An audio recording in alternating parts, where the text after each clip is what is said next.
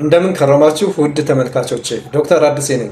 በዛሬው ዕለት ይዤላችሁ የቀረብኩት የመወያ ርዕስ ኒሞኒያ ወይም የሳምባ ምች የሚለውን ይሆናል ማለት ነው። ይህ በሽታ እውነት ለመናገር በአዋቂዎችም ሆነ በህፃናት በጣም የተለመደ በሽታ ነው።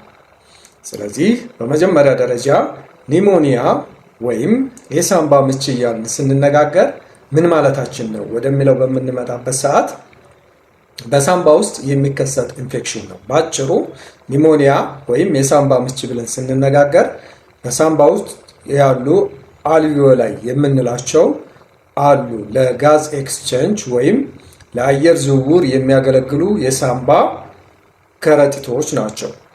እነዚህ ኢንፍላሜሽን በሚፈጥሩበትና ኢንፌክሽን በሚፈጠርበት ጊዜ የሳምባ ምች ወይም ኒሞኒያ እየተባለ ይጠራል ማለት ነው።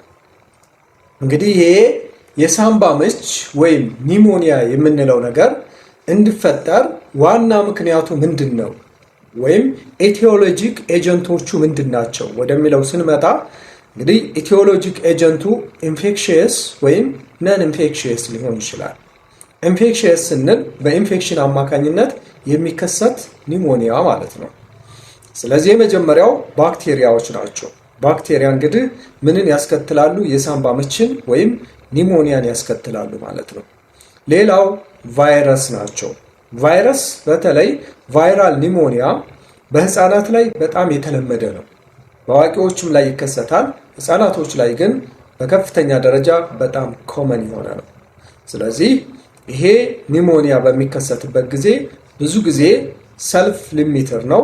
በራሱ ዊዛውት ትሪትመንት በቤት ውስጥ በሚደረጉ የህክምና አይነቶች መዳን የሚችል ነው። አንዳንድ ጊዜ ግን ከፍተኛ ደረጃ ይደርስና ይሄ በቫይረስም ቢሆን የሚከሰተው ሆስፒታል አልጋ እስከ ማስያዝ ድረስ ሊያደርስ ይችላል። ሌላው እንግዲህ ኒሞኒያ ሊያስከትል የሚችል ኢንፌክሽየስ ኮዝ ፈንጋል ኒሞኒያ የምንለው በፈንገስ አማካኝነት ብዙ ጊዜ እነዚህ ካንዲዳ አስፐርጅለስ የምንላቸው አሉ፣ በእነሱ የሚመጣ ነው። ይሄ ፈንጋል ኒሞኒያ እያልን የምንጠራው ማለት ነው። ሌላኛው እንግዲህ ነን ኢንፌክሽየስ ኮዝ ነው። ይሄ ነን ኢንፌክሽየስ የምንለው ብዙ ጊዜ በአስፓይሬሽን ኒሞኒያ ብለን የምንጠራው ይሄ በሚከሰትበት ሰዓት ነው። ይሄ ምግብ ሊሆን ይችላል፣ ፈሳሽ ነገር ሊሆን ይችላል፣ ኢቨን አልኮል ሊሆን ይችላል። ወደ ሳምባ በሚገባበት ሰዓት የሚከሰተው የሳምባ ምች አይነት ወይም የኒሞኒያ አይነት we call it aspiration ኒሞኒያ እንለዋለን። ይሄ ስለዚህ ነን ኢንፌክሽየስ ነው ማለት ነው። ነን ኢንፌክሽየስ ነው። እንግዲህ ይሄ ሳምባ ምችን ወይም ኒሞኒያ ብለን የምንጠራውን ነገር ለመከሰት የሚያስችሉ ዋና ዋና ሪስክ ፋክተሮች ምንድን ናቸው ወደሚለው በምንመጣበት ሰዓት የመጀመሪያው እንግዲህ እድሜ ነው። እድሜ ህፃናት ከ5 ዓመት በታች የሆኑ ህፃናት ለኒሞኒያ በጣም በከፍተኛ ደረጃ የተጋለጡ ናቸው። ምክንያቱም ኢሚዩኒቲያቸው በጣም ዴቨሎፕ ያላደረገ ስለሆነ በዛው ልክ ሳምባቸውም በቀላሉ ለበሽታ የመጠቃት እድሉ ከፍ ይላል ማለት ነው። ስለዚህ ከ5 ዓመት በታች ያሉ ህፃናት ለኒሞኒያ የመጠቃት እድላቸው ከፍተኛ ነው ማለት ነው። ሌላው አረጋውያን ደግሞ ከ65 ዓመት በላይ ያሉ እነሱም ለሳምባ ምች የመጠቃት እድላቸው ከፍ ይላል ማለት ነው። ምክንያቱም እነዚህ ሰዎች ደግሞ ኢሚዩኒቲያቸው የተዳከመ ነው የሚሆነው። ሌላው እንግዲህ የህክምና ሁኔታዎች፣ ሌሎች በተያያዥ በሽታዎች ሲኖር ወይም ኮሞርቢዲቲስ የምንላቸው ማለት ነው። የልብ ኬዝ ያላቸው ሰዎች ሊሆኑ ይችላሉ። ሌላ የሳምባ ችግር ሲኦፒዲ የምንለው አለ። ዲያቤትስ ሜሊተስ ወይም የስኳር በሽተኞች እነዚህ ተጋላጭነታቸው ከፍ ያለ ነው። ከዛ በተጨማሪ ደግሞ የኤችአይቪ ኤድስ በሽተኞች እነዚህ ኢሚዩኒቲያቸው የወረደ ስለሆነ ኤችአይቪ ኤድስ በራሱ ኢሚዩኒቲን ስለሚያወርድ ለኒሞኒያ ወይም ለሳምባ ምች የመጋለጥ እድላቸው ከፍ ያለ ነው ማለት ነው። ሌላኛው እንግዲህ ከአኗኗር ጋር ተያይዞ አሁን የአኗኗር ዘይቤ በተለይ እነዚህ በከፍተኛ ደረጃ የሚያጨሱ ሰዎች፣ እነዚህ ሲጋራን የሚጠቀሙ ሰዎች ላይ ኒሞኒያ በተደጋጋሚ መከሰት እድሉ ከፍ ያለ ነው። ከዛም በተጨማሪ ከመጠን በላይ መጠጥ የሚጠጡ ሰዎች፣ እንቅስቃሴ የማያደርጉ ሰዎች፣ እነዚህ ሰዎች ላይ ከአኗኗር ጋር ተያይዞ ለዚህ ለኒሞኒያ የመጋለጥ እድላቸው ከፍ ያለ ነው ማለት ነው። ሌላኛው እንግዲህ የአካባቢና የስራ ሁኔታ በተጨናነቀ አካባቢ የሚኖሩ ሰዎች ብዙ ጊዜ ለዚህ ለኒሞኒያ የመጋለጥ እድላቸው ከፍ ያለ ነው።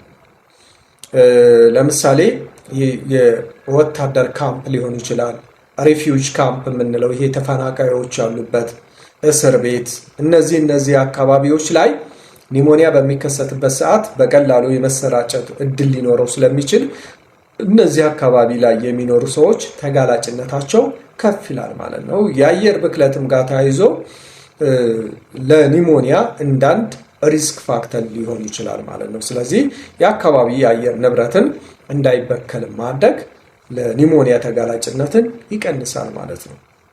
እንግዲህ ሌሎች አጋላጭ ምክንያቶች ብዙ ጊዜ በሆስፒታል መቆየት እንዳንድ አጋላጭ ምክንያት ይታያል። በተለይ አይሲዩ ላይ ለረዘም ላለ ቀናት የሚተኙ ሰዎች ለዚህ ለኒሞኒያ የመጋለጥ እድላቸው ከፍ ይላል። የአእምሮ ችግር ያለባቸው ሰዎች እነሱም አሁን እንደ ስትሮክ ለምሳሌ ሊሆን ይችላል። የአእምሮ ችግር ስንል ግዴታ ከእንትንም ጋር የተያያዘ ላይሆን ይችላል። ስትሮክ ሊሆን ይችላል። የራስ ጉዳት ያለባቸው ሰዎች፣ አንዳንድ ጊዜ የማህበር አስተሳሰብ ችግር የምንላቸው እነዚህ ዲፕሬሽን ምናምን በሚኖሩበት ሰዓት እነሱም እንደ አጋላጭ ምክንያቶች ሊሆኑ ይችላሉ ማለት ነው። ሌላኛው እንግዲህ የኒሞኒያ ዋና ዋና ምልክቶች ምንድን ናቸው ወደሚለው በምንመጣበት ሰዓት የመጀመሪያው እንግዲህ ሳል ነው። ሳል ይኖራል። በተለይ ይሄ ሳሉ ከአክታ ጋር አብሮ ግንኙነት ያለው ሳል ነው የሚሆነው። ፕሮዳክቲቭ ካፍ ይኖራል ማለት ነው። ሌላኛው እንግዲህ ትኩሳት ነው። ሰዎቹ እነዚህ ከፍተኛ የሆነ የሰውነት ሙቀት ወይም ትኩሳት ይኖራቸዋል ማለት ነው። የሰውነት ድካም ሊኖር ይችላል። በሳምባ ወይም ደረት አካባቢ ላይ ህመም ሊኖር ይችላል። የመተንፈስ ችግር፣ በሚተነፈስበት ሰዓት ውጋት አልፎ አልፎ ሊኖር ይችላል።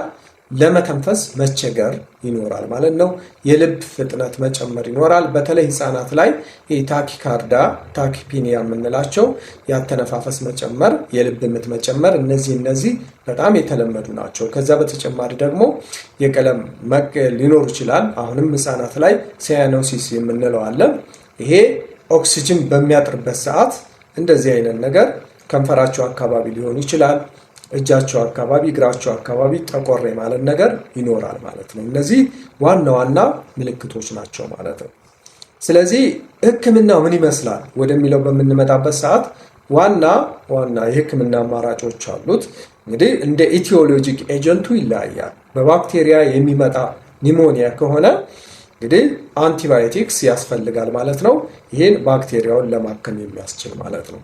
ከዛ በተጨማሪ በቫይረስ የሚመጣ ከሆነ ይሄ ብዙ ጊዜ ሰልፍ ሊሚትር ናቸው፣ በራሳቸው የሚድኑ ናቸው። በቤት ውስጥ የሚመከሩ የምክር አገልግሎቶችን በመስጠት ፈሳሽ በቂ ውሃ መጠጣት፣ ሌሎች ፈሳሽ ነገሮችን መውሰድ፣ ትኩስ ነገሮችን እንዲወስዱ በማድረግ ከዛ በተጨማሪ ፓራስታሞል የህመም ማስታገሻዎች እንዲወስዱ በማድረግ በቀላሉ በራሱ ሊድን ይችላል። አልፎ አልፎ ግን በጣም በከፍተኛ ደረጃ ላይ የሚገኝ ከሆነ አንቲቫይራል ሜዲኬሽኖችንም ልንጠቀም እንችላለን ማለት ነው። ሌላኛው በፈንገስ የሚመጡት አንቲፈንጋል ሜዲኬሽኖችን በመጠቀም ሊታከም ይችላል ማለት ነው። እንግዲህ ብዙ ጊዜ በቤት ውስጥ የሚደረጉ ህክምናዎች ምንድን ናቸው ወደሚለው ስንመጣ እረፍት መውሰድ። እረፍት በጣም አስፈላጊ ነገር ነው። እረፍት መውሰድ አለበት በዚህ በሽታ የታመመ ሰው። ከዛ በተጨማሪ ፈሳሽ መውሰድ ይኖርበታል። ውሃ፣ ሌሎች ፈሳሽ ነገሮችን በደንብ መውሰድ አለበት ማለት ነው። ከዛ በተጨማሪ ሳሉ በጣም የሚያስቸግራቸው ከሆነ ለሳል የሚሰጥ መድኃኒቶች አሉ። እነሱም መድኃኒቶች መውሰድ። ከዛ በተጨማሪ ደግሞ ማጨስ፣ መጠጣት እንደዚህ አይነት ያለባቸው ሰዎች ካሉ እሱን ማጨሱን ማቆም መቻል አለባቸው። መጠጥ ደግሞ ከመጠን በላይ የሚጠጡትን ነገር ማቆም ይኖርባቸዋል ማለት ነው።